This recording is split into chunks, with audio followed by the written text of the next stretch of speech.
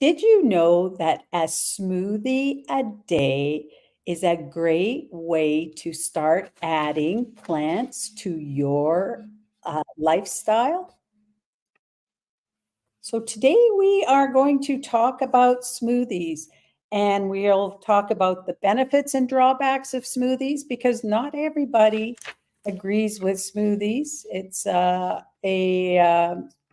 some people feel that we should not have smoothies, so I'll talk about why that is as well.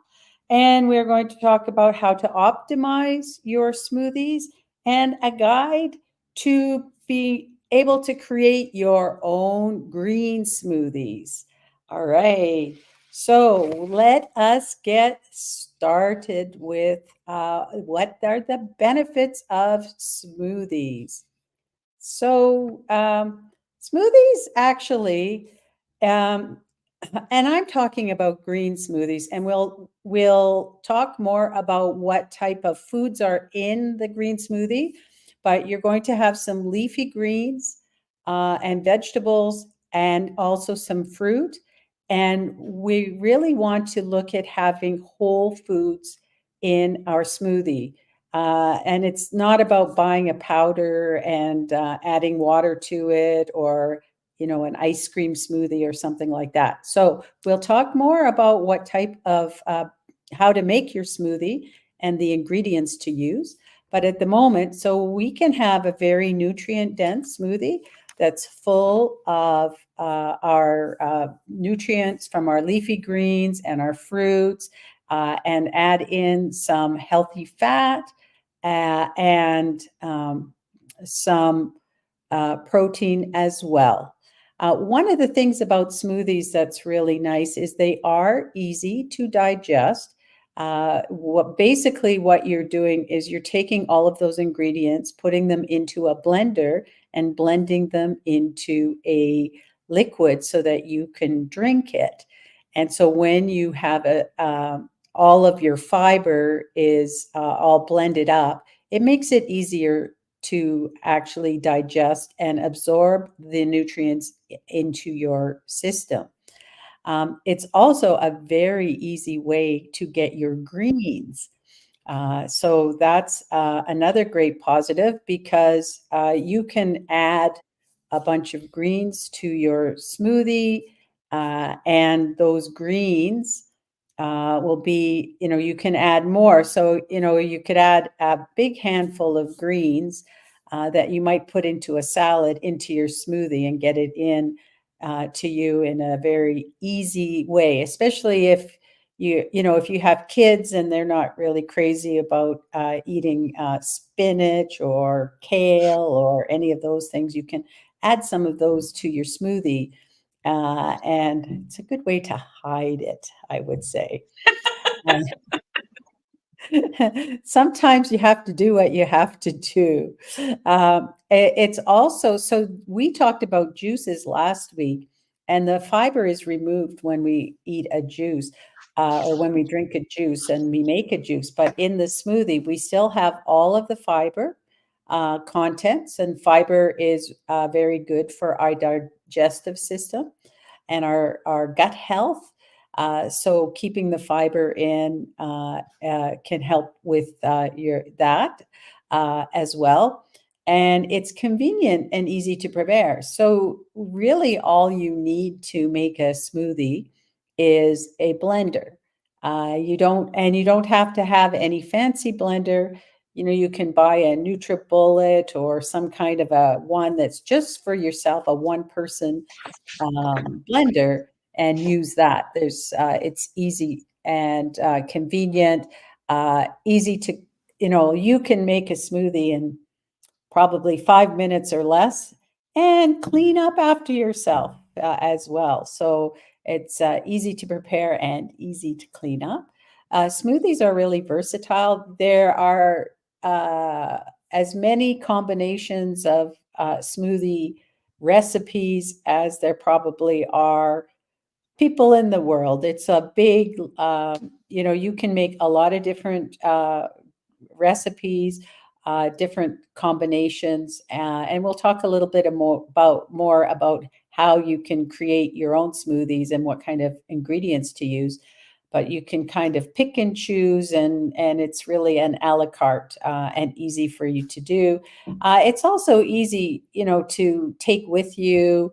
I know I used to work with some people that would actually make their smoothies at work. So they'd bring all their ingredients, and on their lunch break, or not on their lunch break, but maybe on their coffee break, instead of having a coffee, they bring out their little NutriBullet, throw in some stuff, whip it up, and it was very easy. And, you can do it anywhere, really. Even if you were at a hotel, and if you had a place to store the food, like and able to get the vegetables and fruits, you could actually do it in your hotel room too. Like, it's that easy to do. Uh, it's also good for hydration. You've got all of, it's a liquid, so it's good for your hydration, and it can give you a really healthy energy boost. So you're going to have the sugars from the fruits, that will go into your blood system, and as well, you will have the complex carbohydrates from the vegetables. So all of that goes into your bloodstream and can give you a nice boost of energy. And they're pretty filling as well, just to keep you going. I find that I can have a smoothie for breakfast, or it can be a pretty substantial part of a lunch as well. They're pretty substantial. But and I mentioned earlier that not everybody agrees with having smoothies. So there are some people that would say there are some downsides to smoothies. And so you have to decide for yourself whether you agree or you don't. So smoothies can be high in calories, so you might have a high caloric intake, and you can have an imbalance of nutrients depending on the ingredients that you're using, and also on you know how, if you're having a daily smoothie and you're having the same one every day, you may not be getting a balance. And if you're relying on your smoothie to be your nutrients and eating other, processed food and other not so nutrient rich foods for the rest of the day, and relying on your smoothie to be how you get your nutrients into your body. Uh, you should use whole foods and whole food ingredients, and added fat and protein as well is good. And when you're blending, you're blending up your fiber in your smoothie, and there's high sugar content in your fruits. I mean, they're a great energy source, but there is a proponent of people that would say that will spike your blood sugar. And also, it really depends on the ingredients that you're using. So I know some people have done smoothies. I probably have done a smoothie where I added ice cream, and you can add sugar and everything. So we're talking about making green smoothies where about 40% of the content is actually vegetables and 70% fruit. We're never adding ice cream to our smoothies, not in this world. Um, and also some of the greens. I know one is spinach has been called out for being high in oxalates, and if you're prone to kidney stones, they can aggravate that, and the formation of kidney stones. So really, one of the things that you want to do is rotate and have different greens, and not always do spinach every day. It's okay to have spinach, but you want to have it in moderation and not have that as your only green. And as well, that if you are relying, as I mentioned before, on your smoothie for all of your nutrition, then that you may end up with some imbalance, and not actually get the benefits that you were expecting. And then, in addition to that, we have some tips on how to optimize your smoothies. So balance your ingredients, use leafy greens and veggies, fruits, nuts and seeds, and healthy fats. Monitor your portion size. Oh, so I'm very good at this. I love this. If I use my big Vitamix, which is holds 64 ounces worth of stuff, I can start adding in and maybe adding a little bit more, instead of a small handful or a half a cup, maybe I add a little bit more. And before you know it, I actually have smoothies for two people. And so then if I start drinking that, then I have to be careful. One of the best ways that I monitor my portion size when I'm doing a smoothie is I make it in a blender cup that is really made for one person, for one smoothie. So that way I don't get carried away and add in too much of everything and end up with a big smoothie. And also rotate your greens and your other ingredients. Don't always use the same ones every day, and limit your sweeteners. So, as much as possible, sweeten with natural sugars in the fruits. So, one of the tips I have is to use dates is a really nice way to sweeten using natural sugars. And what happens if you're using sweeteners and processed sugars, they will go straight into your bloodstream. But when you are using things like dates and fruits, they actually will be digested. They have the fiber and everything in them. And so there's a bit more time for the digestion to occur in those. So stick with the natural sugars in the fruits and try to kind of maybe go down a little bit in how much sweetener you're using and have your taste buds adjust to less sugar. That's a nice thing to do if you can. All right. So what should you put in your smoothies? I've got a guide for creating your own smoothie. You want to start with around 1 cup of liquid. And you can put in water, coconut milk. You can do nut milks, hemp milk, water kefir. So you can kind of pick and choose. And this isn't necessarily an exhaustive list either. Those are some suggestions. Add in 2 fruits, and it would be half a cup each, which is basically a small handful. So a small handful, not a big handful, a small one. And so if you're using like a banana, do a half a banana. So what I'll do is because we're not big banana eaters in my house. So what I'll do is I'll take and peel the bananas when they're ripe, before they go bad. I'll peel them and cut them in half, put them in the freezer to freeze them, and store them in a container in the freezer. And then I can just take out half a banana and put that in. I do like my smoothies on the cold side, so I like to put frozen fruit in mine. So I'll add a frozen banana, and then I'll add some berries, frozen berries or something like that to them. So you could add any kind of berry. You could even just get a uh, 4 berry blend in the frozen section, or strawberries, blueberries, you name it. There's lots of different berries, acai berries as well. There's cherries, lemons you could add. That would give you a nice sour taste. Mangoes, peach, apple, plums, melons you could add, pears, kiwi, pineapple. So there's a lot of different things that you can add for fruit. Be creative. You can also add in some veggies, important. So any leafy greens will do. So spinach, kale, Swiss chard, collard greens.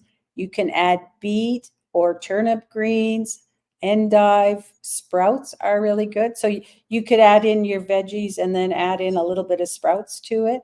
Romaine lettuce is really nice. It's very mild. You could add in watercress, cucumber, cilantro, parsley, basil, mint, and I even have a recipe for asparagus, an asparagus smoothie. And you're going to want to put be generous with the veggies. So half a cup or more. So this is a big handful, a really big handful of veggies. So you throw that into the blender with your fruit and your liquid, and then you can add a superfood. So I have some algae type superfoods that I use every day, because they're very high. They're high in protein and high in chlorophyll, which is part of what we need that comes from the plants. So we've got spirulina or chlorella. You can add in chia seeds, which will give you protein and fiber. Goji berries is a superfood. You can get that in, I would put that in a powder, like you can buy a powder. So I would add a powder of like a tablespoon of that powder into my smoothie as well. You can add in flax seeds, and when I'm talking flax seeds here, I'm talking about ones that are already ground up, and the whole flax seeds will just go right through your system. We can't digest them, so they need to be ground up first. And if you can buy them already ground up. If you do that, you need to keep them in the freezer because they do go rancid very quickly. So be very careful. The other way you can do it is have some kind of a coffee grinder or something where you can just put in a tablespoon and grind it up and put that into your blender. You can add in raw cacao powder, which is going to give you a chocolatey smoothie, which is kind of nice. It's a nice change. If you like your chocolate, you probably would like that. And cacao powder, chocolate is a really great antioxidant. It's actually, well, it's a superfood. So you can add in some of that. You can add in maca powder, which is really helps with kind of regenerations of your muscles. It's used by athletes for recovery, so it's really good that way. Now, you can use other adaptogens. So there's a lot of different superfoods that come in powders. There's astragalus and ashwagandha and other things. You can add any of those. So this is where you can add in a little bit of something. You could add in some medicinal mushroom powder as well. So if you want to get your daily mushroom intake, add in a little bit of powder. So it's a easy way to add in a little bit of something, and you can switch it up. Don't always add in the same thing. Kind of have a rotation on your superfoods as well. And then you can add in some other things. You can add in some spices. You could add in cinnamon, vanilla, cardamom, ginger. Again, those are just suggestions. If you wanted, you could add in some green, like some supplement powders, like there's like a beet powder or a green powder or some kind of a plant-based protein. I actually feel like you don't really need to add in a plant-based protein, but I know some people, especially if they're really doing a lot of athletics, want to add in more protein and trying to get protein. So you could add that in, but you can get your protein from the nut, like a nut butter, or the hemp seeds or the chia seeds will help with protein. You can add in fat, which would be like a nut butter, which gives it a nice nutty flavor, which I really like. So my favorite smoothie has strawberries and spinach and a little bit of nut butter to give it that nutty flavor, and also some vanilla maybe. And also, if you're using a nut milk, that will help too. So you've got your nut milk as well. You can add in. You could add in avocado. That goes really well with chocolate. And you could add in some flax oil, coconut oil. And then for sweeteners, you could use maple syrup, other dried fruits, dates as well. Dates are a really great way to sweeten and keep it within the fruit family. So one thing with dates, I always like to, and same with dried fruits, I like to put them in some hot water for about 15 minutes so they soften up because they can be taxing and take a long time to blend up, and you can end up with chunks. So I just find they blend easier just to soften them up in a little bit of water for about 15 minutes. And you could even add that water straight into the blender too, so that the water you soak the dates in, you can actually use that in the blender. All right.